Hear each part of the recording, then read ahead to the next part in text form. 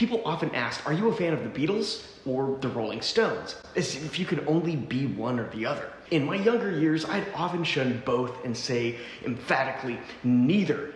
Give me the Kinks.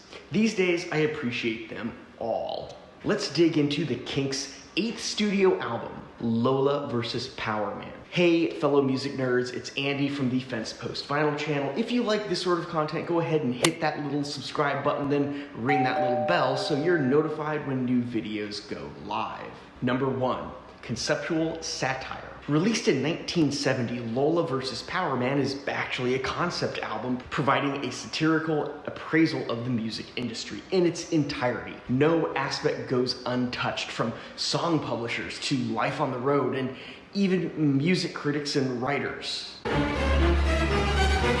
According to the blog Every Record Tells a Story, they denote that the album depicts, quote, the struggle of a young band trying to be a success in a corrupt industry. Every Record Tells a Story provides a brief but lengthy history of the Kinks. This is crucial because this history ties into the creation of Lola vs. Powerman.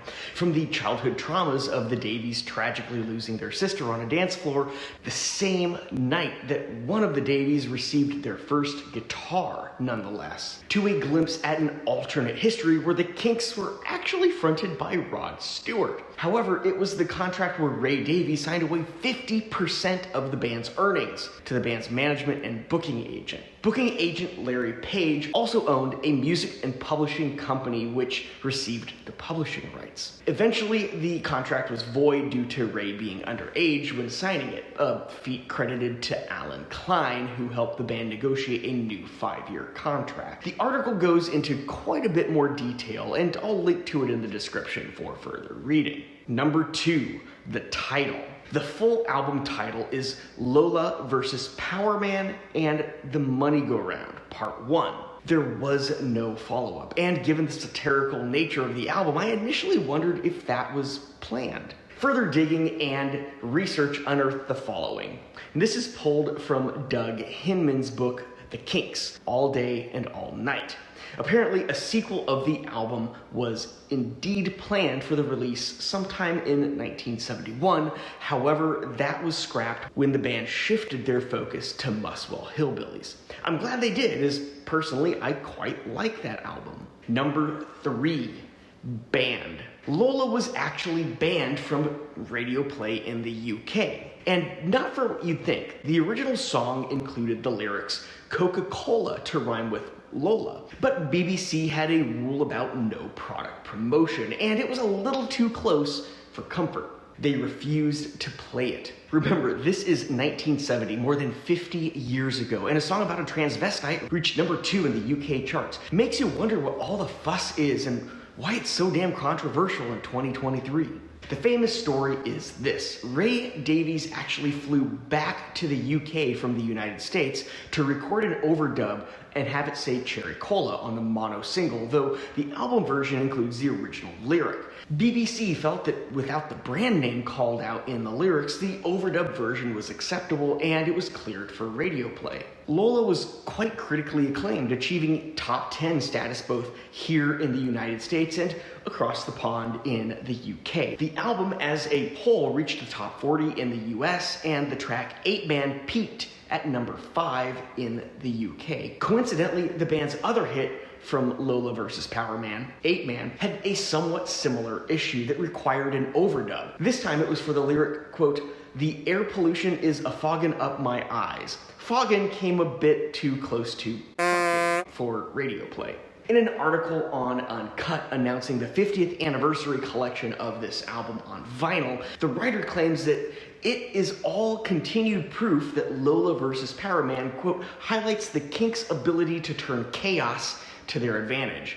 They go on to say that, quote, it's also a testament to their genius that an album so full of disparate ideas and ambitions works as well as it does. Number 4, National Steel. The clangy guitar sound at the beginning of the song Lola comes from a 1938 resonator guitar made by National Steel. First used on Lola vs. Powerman, it would become a featured instrument in several of the Kinks projects that followed. Ray Davies bought it for just 150 British pounds, which is much more than that in today's money. Here's a quote from Davies himself. I remember going into a music store on Shaftesbury Avenue in London where we were about to make Lola. I said, I want to get a really good guitar sound on this record.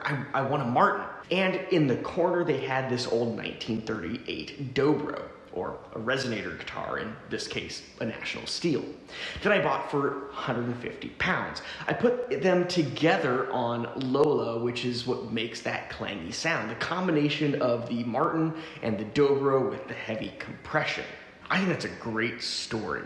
Number 5, Rolling Stone kinda liked it for a bit. Ray Davies was featured on the cover of the November 1970 issue of Rolling Stone magazine, and the album received a very favorable review by the publication in 1971. However, they dropped it to a 3.5 out of 5 for the 1992 pressing, and all the way down to number 2 out of 5 for the 2004 pressing. How has the album held up for you? Does it stand the test of time, or did it just seem to fade away?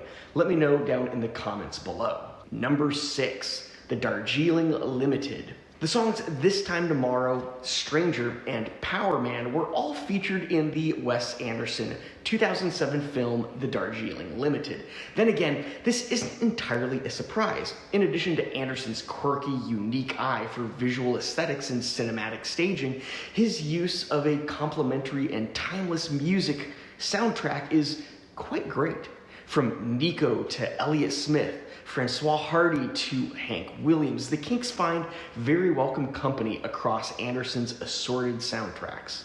Aside from Lola, I'd say This Time Tomorrow especially stands out as one of my favorites on the album.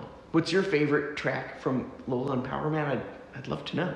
Next, check out this video where I dig deeper into Space Oddity by David Bowie. There are plenty of super interesting things about that album, and I go into quite a few. I am Andy, this is the Fence Post Vinyl channel, and I will see you in the next video.